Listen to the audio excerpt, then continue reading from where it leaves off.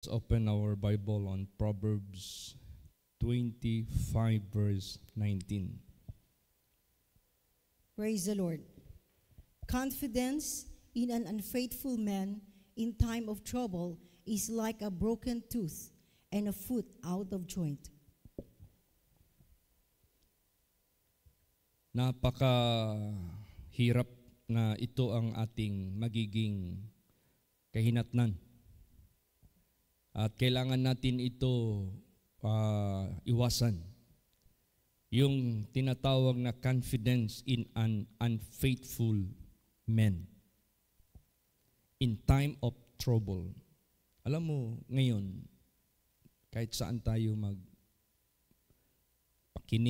ng mga balita, mga napapansin ng mga tao, mga politicians man, mga ibang bansa man, talagang meron na talaga silang natatanaw na matatawag nating time of trouble.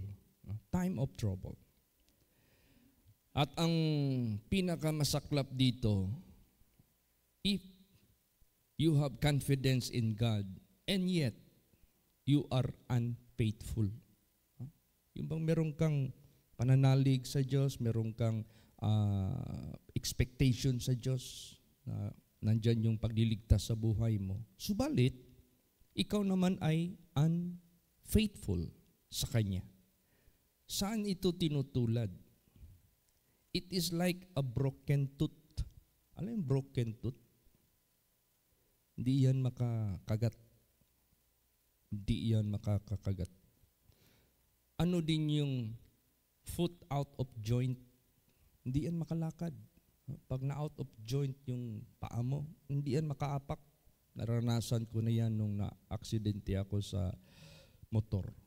Yung pag-crank ko ng 155 Honda TMX, sumipa siya ng malakas kasi di pa ako marunong paano mag-timing. Dito ko sa ibabaw, tinadyakan, dapat pala ibaba mo muna. I-set up muna yung piston para hindi siya magsipa ng malakas. Ay doon ko sa ibabaw. Pag ganun ko, sumipa ng malakas. Natamaan yung paa ko, tumapon doon sa likod banda. Tumama yung paa ko, yung joint ko. Maliban na sugat yung ugat, maliban na sugat yung laman tsaka balat. Nagtaka ako. Buwan na hindi pa ako makaapak. Buwan na hindi pa ako makalakad. Isang paa lang ang nilalakad ko.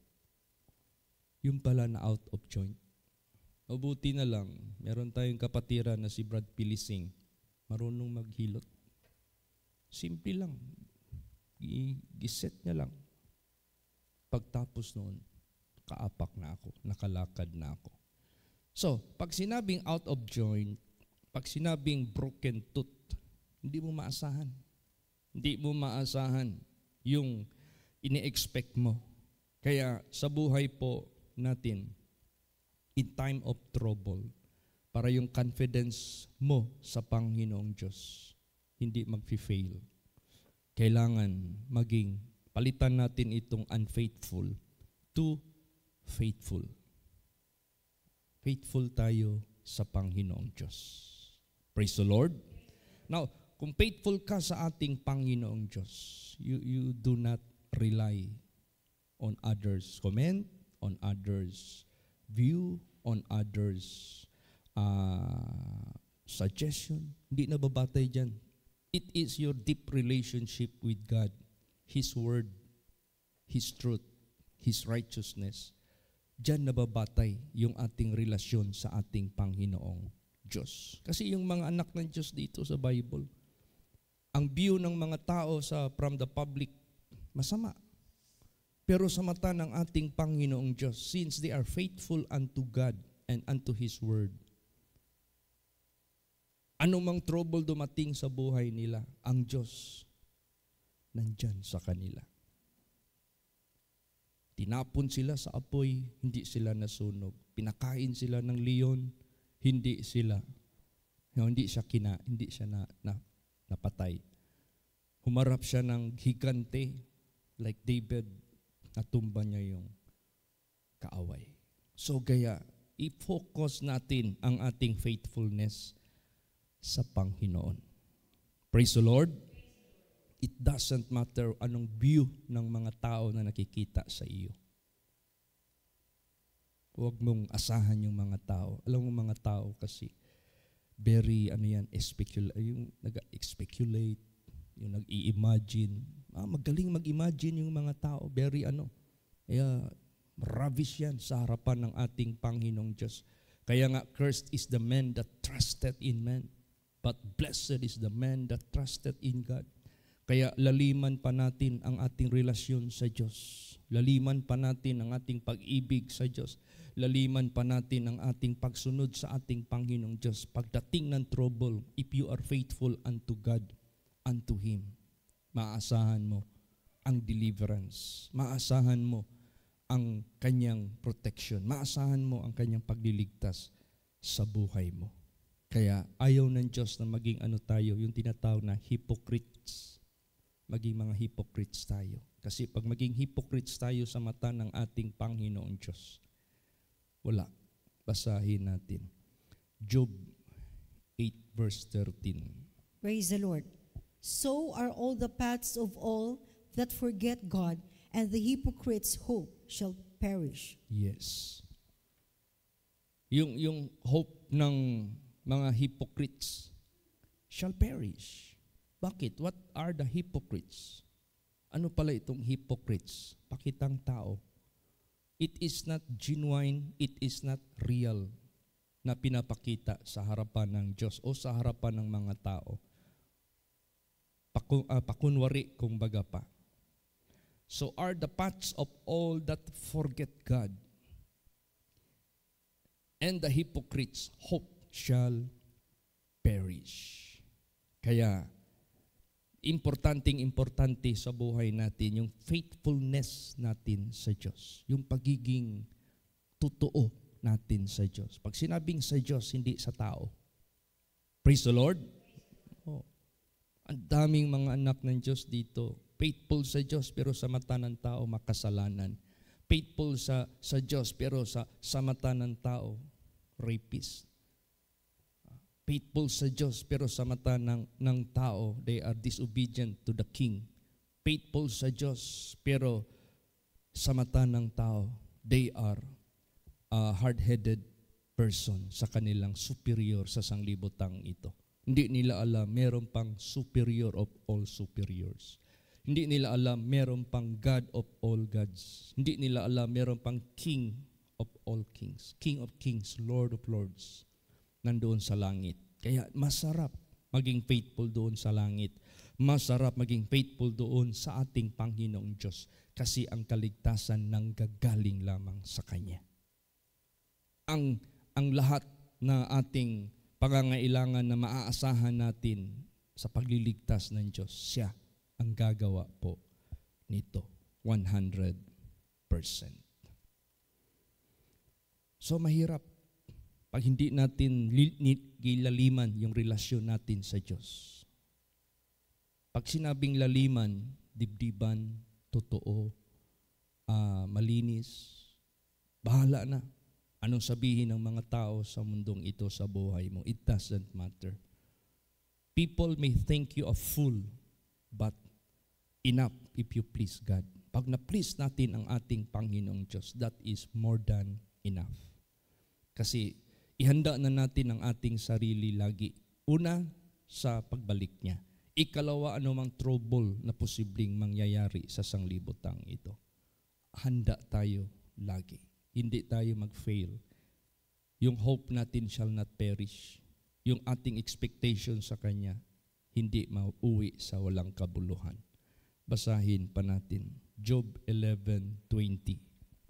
Praise the Lord. But the eyes of the wicked shall fail, and they shall not escape, and their hope shall be as the giving up of the ghost. Yan. But the eyes of the wicked shall fail. Ano ba yung eyes of the wicked shall fail? Yung kanyang pananaw na ini-expect niya na saklulo, kaligtasan mula sa Diyos shall fail. hindi mangyari, hindi matupad. They shall not escape. Yung in-expect nila na maka-escape sila sa kasiraan na darating sa buhay nila. They cannot escape. And their hope shall be as the giving up of the ghost. Alam mo yung giving up of the ghost? Yung mamatay ang tao. Kahit pag nag-give up na yung ghost sa tao, kahit pa yugyugin mo yung tao, kahit pa CPR mo yung tao, kahit pa kabitan mo ng oxygen yung tao, kahit pa i-electric shock mo pa yung tao, hindi na yan mabalik. So ganun, napakahirap po na mag-fail ang ating tinatanaw mula sa Diyos. Kaligtasan, katugunan, protection, lalo't na yung kanyang pagbabalik. The first resurrection if you are dead, the rapture if you are living. Yung tinatanaw natin yan eh. So see to it, hindi tayo wicked. Kasi kung wicked, lahat ng pananaw natin shall fail. Hindi rin tayo maka-escape. Then ang hope, like a giving up of the ghost, hindi maging successful. So anong gawin natin, Pastor Chi? Kabisaduhin natin ng husto ang Diyos. Kilalanin natin ng husto ang Diyos. Kung sino siya, kung ano siya. Para ipakita natin ang karapat-dapat dyan sa Diyos. Praise the Lord. Ganun. Basahin natin yan. Job 22:21 hanggang 23. Praise the Lord. Acquaint now thyself with him, and be at peace, thereby good shall come unto thee. Receive, I pray thee, the law from his mouth, and lay up his words in thine heart. If thou return to the Almighty, thou shalt be built up. Thou shalt put away iniquity far from thy tabernacles. Yan.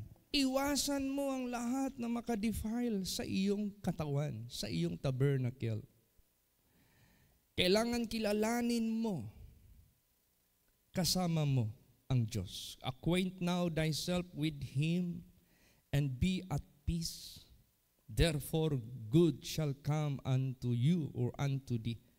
Receive, I pray thee, the law from his mouth, and lay up his words in thine heart. Isa puso mo ang kanyang banal na salita. Ang banal na salita ng Diyos ang iyong isa sa puso. If thou return to the Almighty, kailan mangyari yan?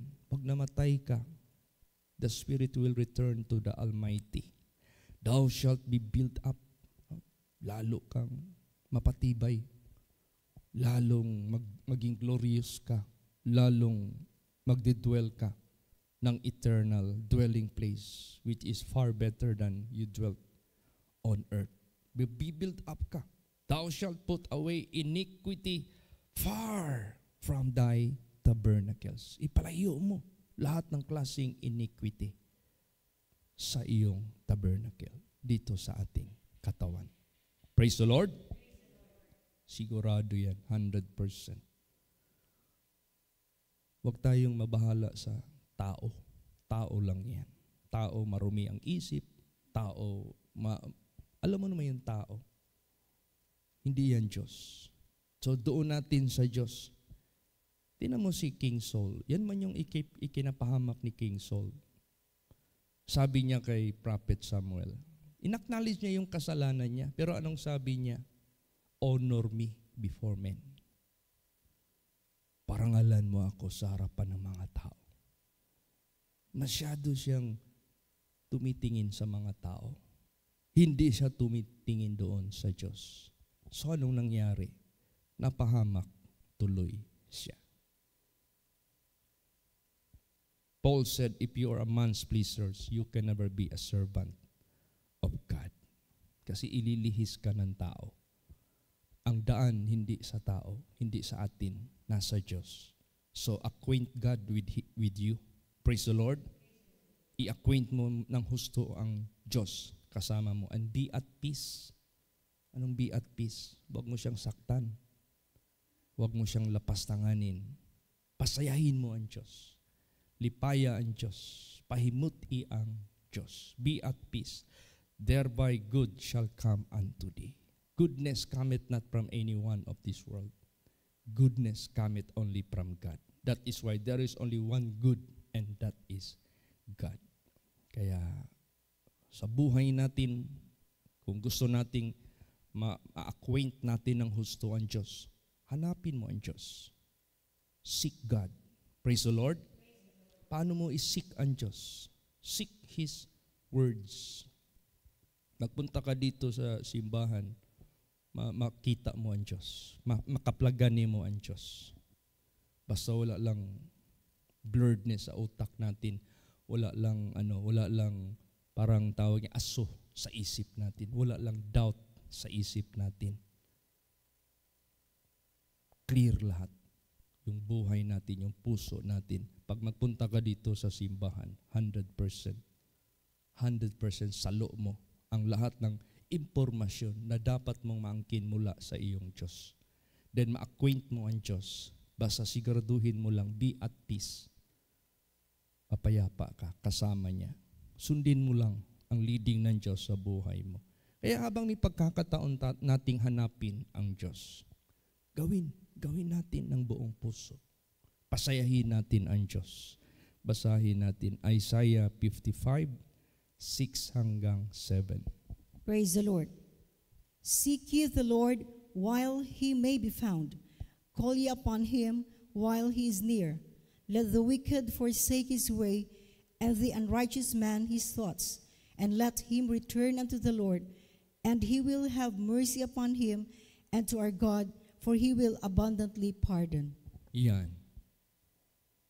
Habang may panahon pa, ang laki pa ng panahon natin, hanapin ang Panginoong Diyos. Habang malapit pa ang Diyos, tumawag tayo, mag-pray tayo sa Kanya. That is how the way we call upon Him. Habang may panahon pa, baguhin natin ang ating mga ways. Alam mo kasi saan tayo napapahamak? Our own ways. Yung ating sariling ways. Yung sarili lang natin ba? Yung ating sariling ways, yun doon tayo mapapahamak. I-forsake mo na yan. Deny yourself. You are not supposed to be followed. We are not supposed to be heard, to be followed. Forsake your ways. And the unrighteous, his thoughts. O, yung mga thoughts natin na mga unrighteous, forsake mo na yan. Praise the Lord. Wala kang magganansya dyan. Wala kang matiltil dyan. Punuin natin yung thoughts sa thoughts of God. Punuin natin yung thoughts natin sa pag-iisip ng Diyos. Punuin natin yan na wala na talagang lugar na ating thoughts pa ang magkahari sa ating isip.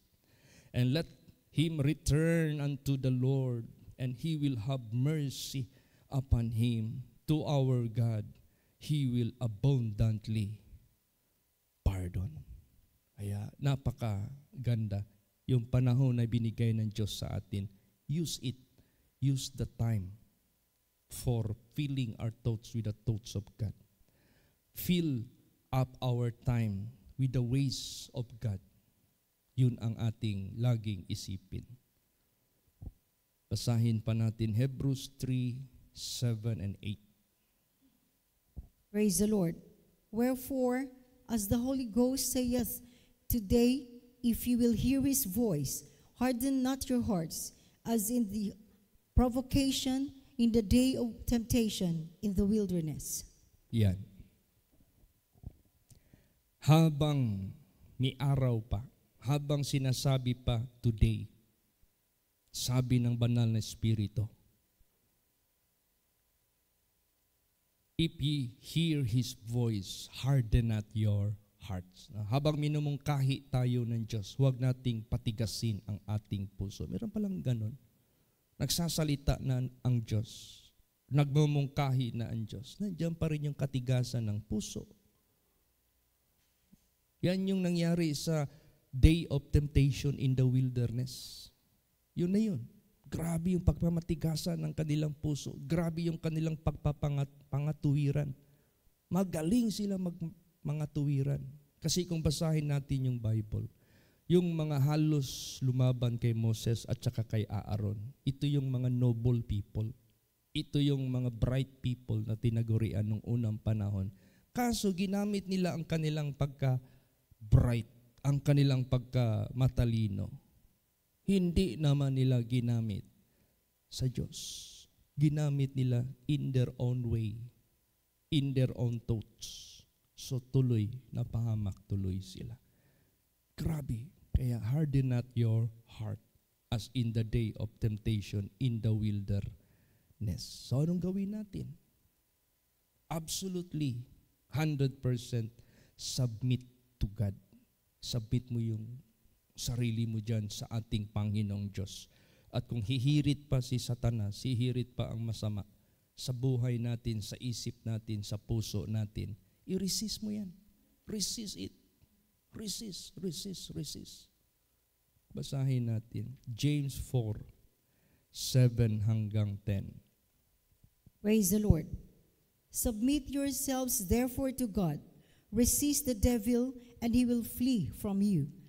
Draw nigh to God, and he will draw nigh to you.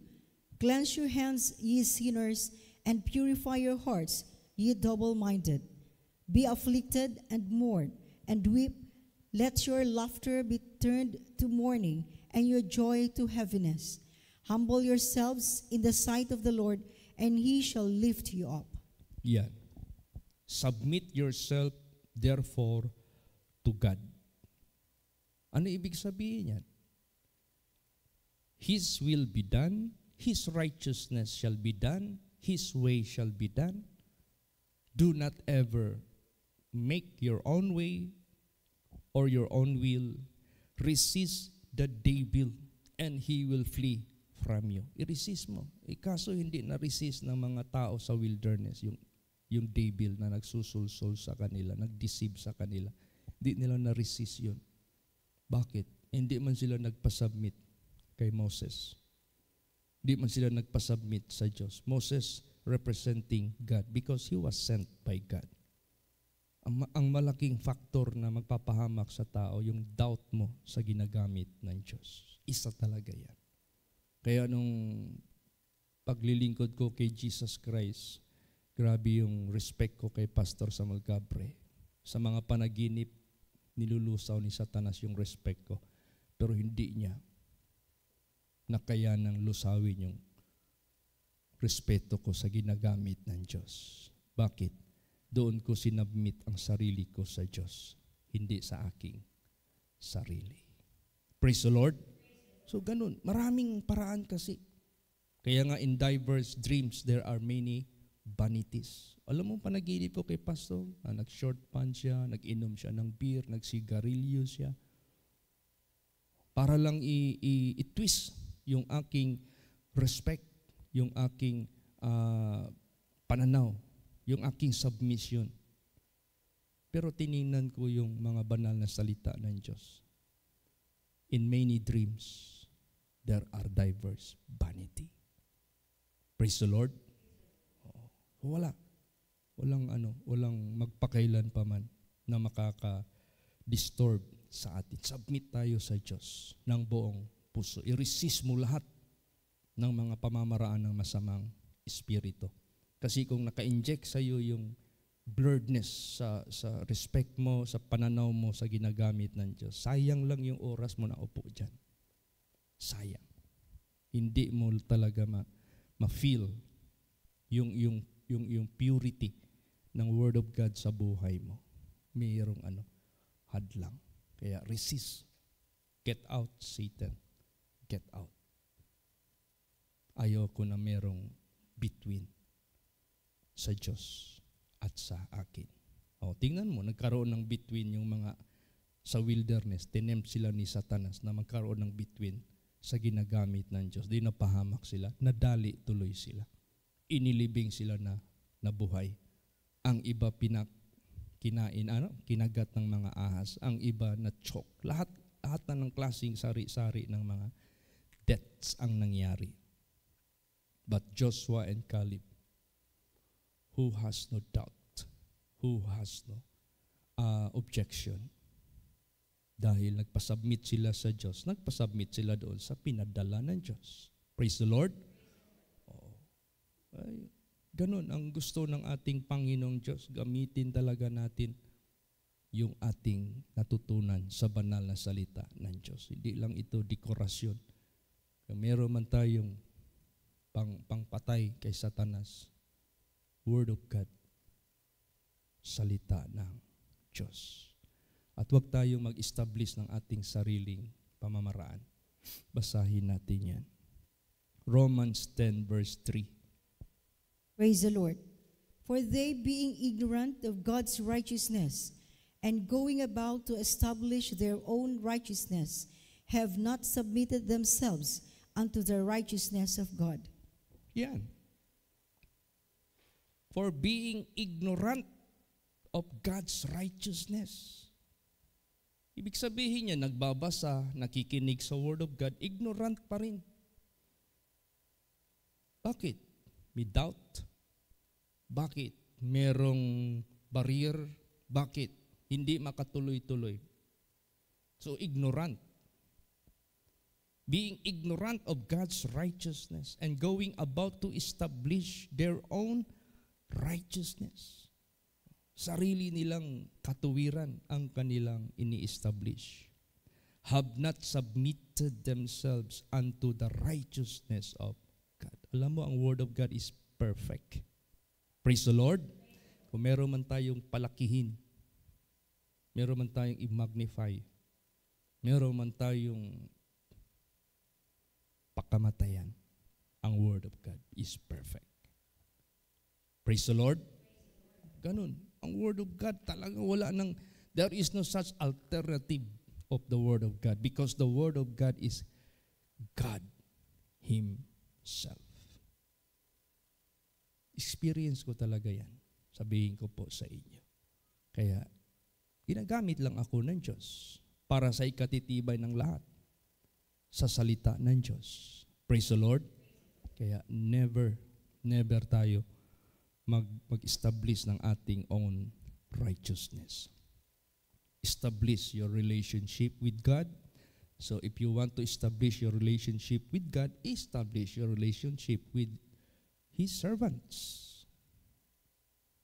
Ye shall prosper if ye believe His prophets.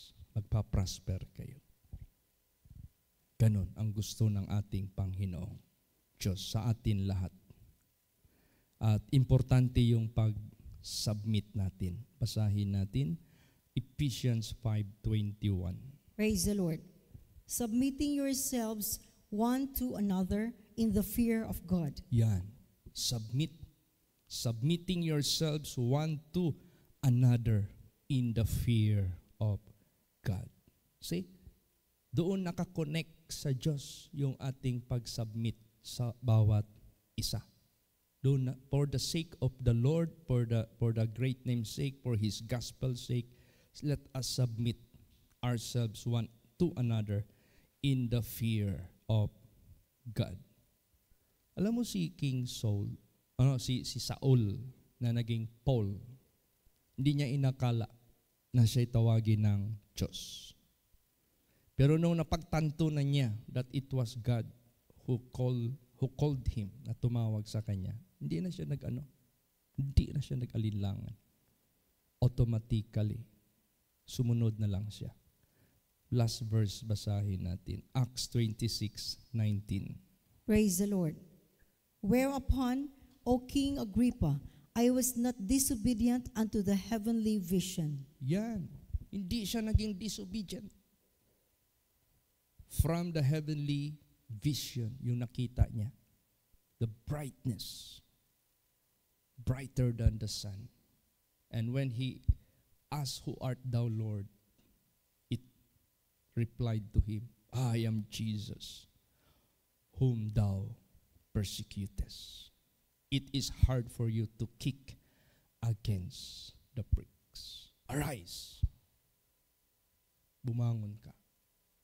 Sundin mo ang aking iutos sa iyo. O yun na. He was not disobedient to the heavenly vision. Praise the Lord. So ganun din po sa ating buhay. Para, wala bang time na masayang sa buhay natin? Huwag tayong mag-aksaya ng panahon. Huwag tayong magsayang ng panahon.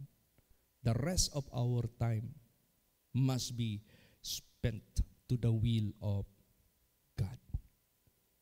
Kasi ang time, di mo na yan mabalik.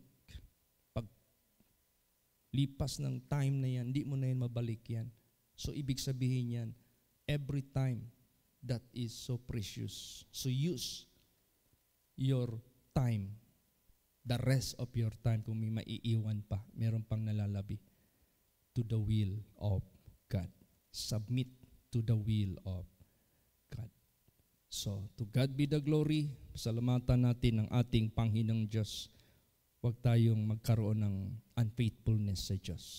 Because confidence in an unfaithful man in time of trouble is like a broken tooth and a foot out of joint. Hindi mo maaasahan. But let us submit ourselves unto God and let us be obedient to the calling of God. 100% yan. Yung iyong ine-expect na kaligtasan, makamit mo. Yung ine-expect mo na protection ng Diyos, kung kailangan ka pang mabuhay, bigyan ka ng protection ng Diyos.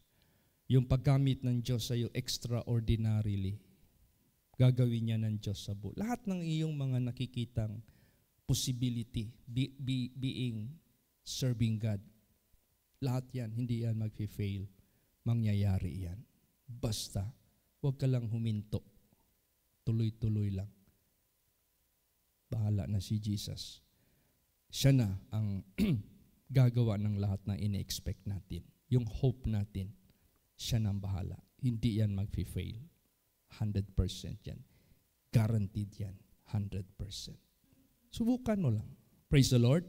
Subukan mo ng buong puso. Naranasan ko talaga yan. Ginashare ko lang ito sa inyo that you may also have the same privilege. Pareho-pareho lang ang privilege nating lahat. Walang kaibahan. Praise the Lord. To God be the glory. Purihin natin ang ating Panginoong Diyos at luwalhatiin natin siya. Lahat ng oras, lahat ng panahon. Amen? Praise the Lord. Magsitayo po ang lahat. Let us all pray. Hallelujah.